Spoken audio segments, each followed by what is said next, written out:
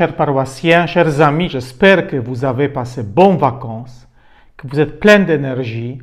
Je voudrais saluer tous les responsables de la fraternité de Sainte-Thérèse. Et cette année, nous commençons par 4 petites conférences sur les vertus. Alors, vous savez très bien que Père Jean-Noël Dole, il a déjà préparé 2 sur force d'âme et justice. Mais moi, je commence, aujourd'hui, c'est l'introduction et la prudence, c'est-à-dire de la prudence dans la vie spirituelle. Et prochaine fois, c'est la tempérance. Donc, nous commençons. J'espère que vous êtes prêts.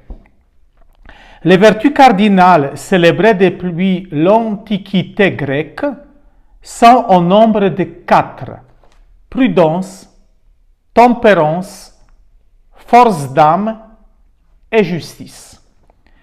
Elles sont comme des pivots, en latin cardine, sur lesquels repose la vie morale.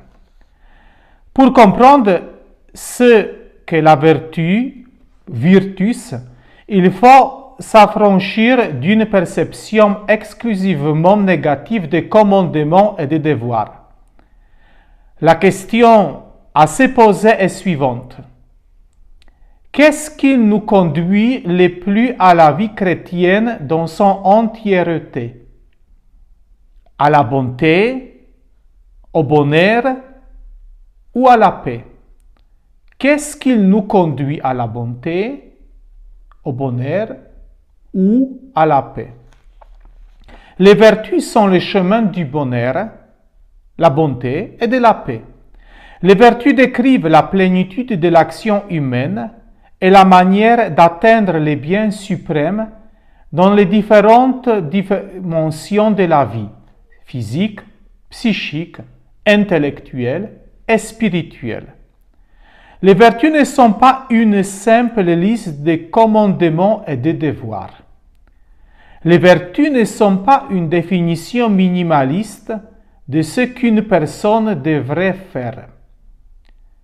Tout comme la vertu qui est synonyme de santé et d'activité humaine, les vices sont quant à eux des limitations et des maladies de l'âme et du corps.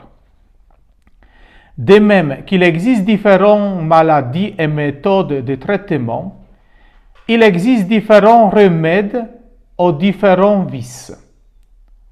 Les vertus, comme la justice, la tempérance, le courage, ne sont pas isolées.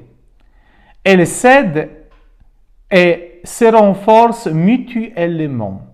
Par exemple, la patience aide à pratiquer, par exemple, la charité. Et la prudence aide à être juste.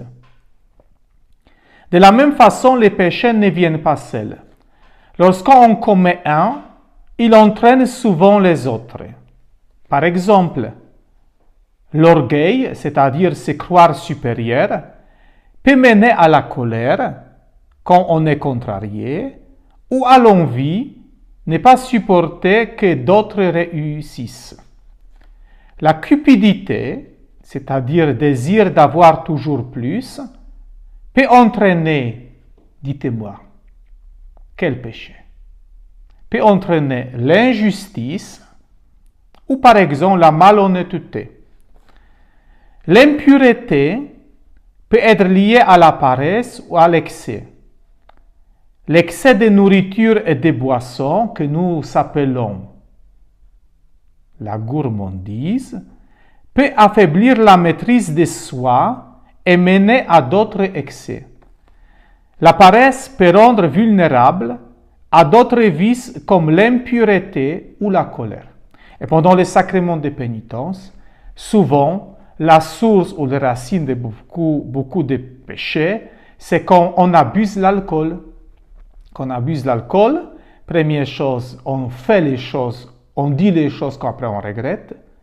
Et ça peut arriver, on fait les choses qu'après on regrette. Les vertus ne limitent pas la liberté. Elles ouvrent au contraire à la plénitude du bien que l'on peut vivre et goûter. Les péchés capitaux Eux promettent beaucoup, mais laissent vide, car ils enferment l'homme sur lui-même. Les vertus ouvrent vers les autres et vers Dieu, et les péchés renferment l'homme sur lui-même.